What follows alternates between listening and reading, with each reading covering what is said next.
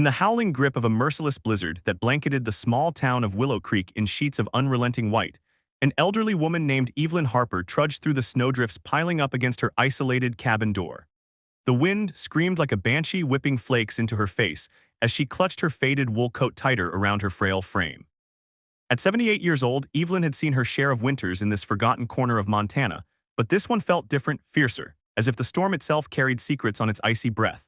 Little did she know as she peered into the swirling void that a shadowy figure was collapsing just beyond her porch, a man whose leather jacket bore the infamous emblem of the Hells Angels, blood staining the snow around him like a dark omen. What happened next would not only change her life forever, but would ripple through the entire town, shattering prejudices and igniting a fire of unexpected hope. If this tale of unlikely friendship and redemption tugs at your heartstrings, hit that like button right now and subscribe for more stories that remind us of the power of compassion, because you won't want to miss what's coming next. Evelyn's cabin sat on the outskirts of Willow Creek, a place where the nearest neighbor was a mile away through dense pine forests. She had lived there alone since her husband, Tom, passed away 5 years earlier from a sudden heart attack. Tom had been her rock, a quiet farmer who filled their days with simple joys, tending the garden in summer, reading by the fire in winter. Now the house echoed with emptiness, save for the creak of old floorboards and the occasional visit from her grown son, Michael, who lived in the city and called sporadically. Evelyn filled her time knitting scarves for the local shelter and baking pies that she donated to the church bake sale, but loneliness clung to her like frost on a windowpane. That fateful night, as the blizzard raged, she had been sipping chamomile tea by her flickering lantern when a thunderous thud shook the front door. Her heart leaped. Could it be a tree branch, or something worse? Venturing outside with a flashlight in hand, her beam cut through the storm to reveal a motorcycle half buried in a drift, its chrome twisted from a crash. Nearby lay a man massive and tattooed, his beard crusted with ice, a gash across his forehead oozing blood.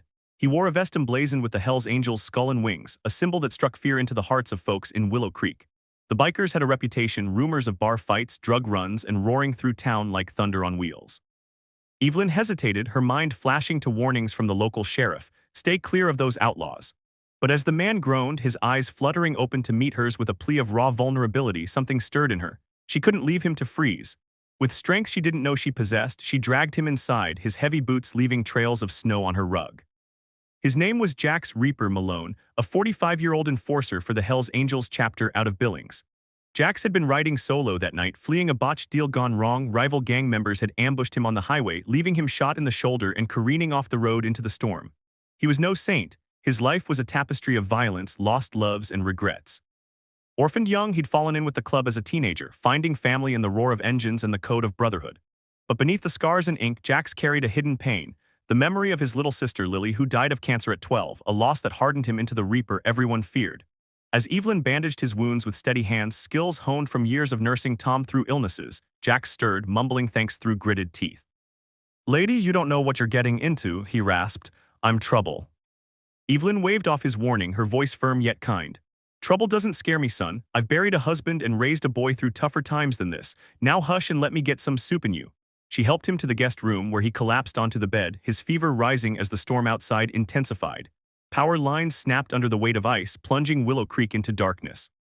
Phones were down, roads impassable. Evelyn and Jax were trapped together in her cabin, two strangers from worlds apart, forced to confront the silence between them.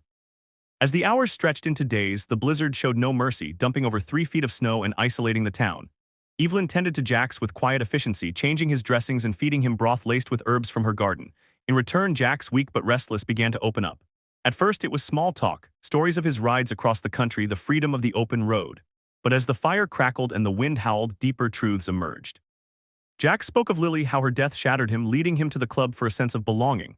"I thought toughness would protect me," he admitted one night, staring into the flames, "but it just made me alone."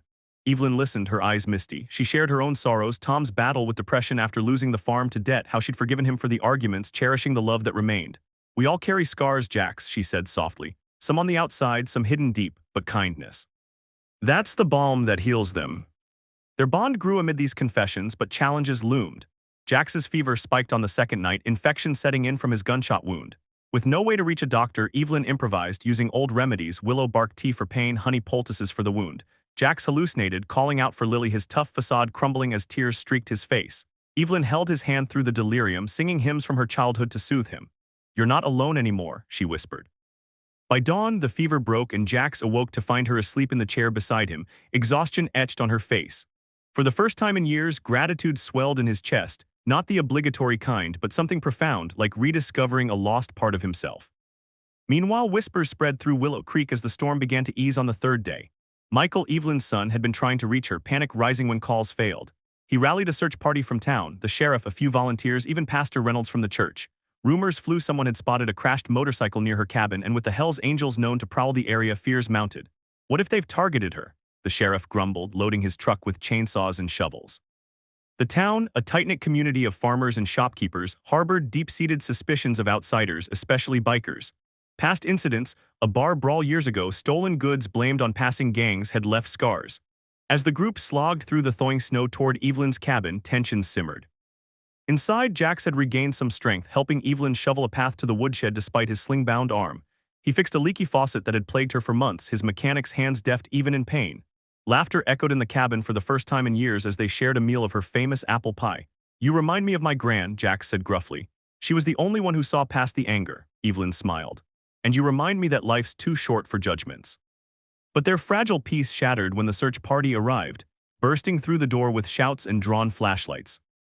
The sheriff's eyes widened at the sight of Jack's hand, instinctively going to his holster. "Step away from her, you thug," he barked. Michael rushed to Evelyn, pulling her back.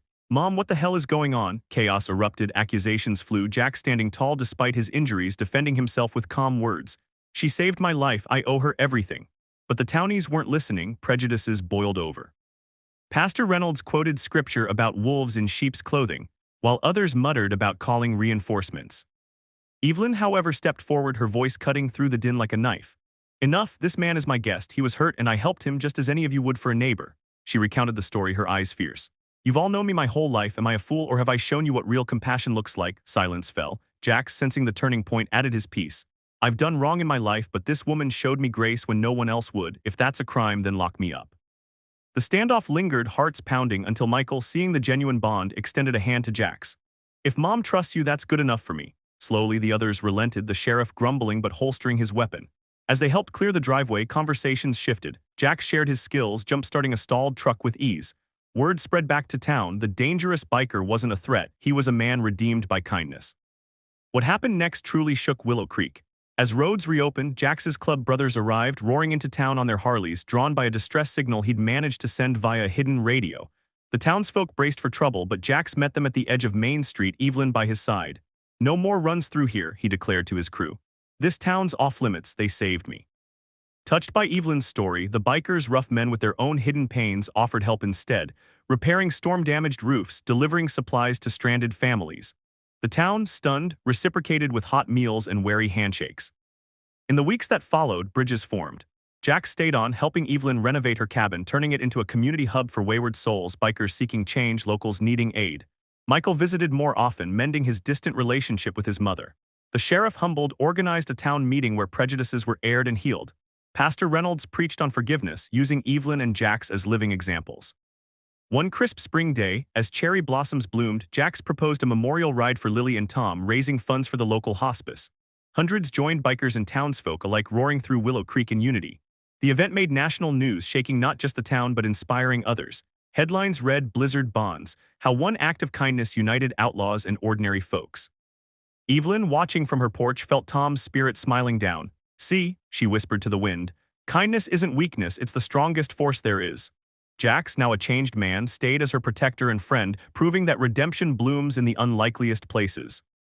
And so, dear viewers, if this story of an elderly woman's courage and a biker's transformation moved you, remember, a single act of compassion can shake the world. Like this video to spread the message, subscribe for more heartwarming tales, and hit the bell, because stories like this remind us that no storm is too fierce when faced with an open heart.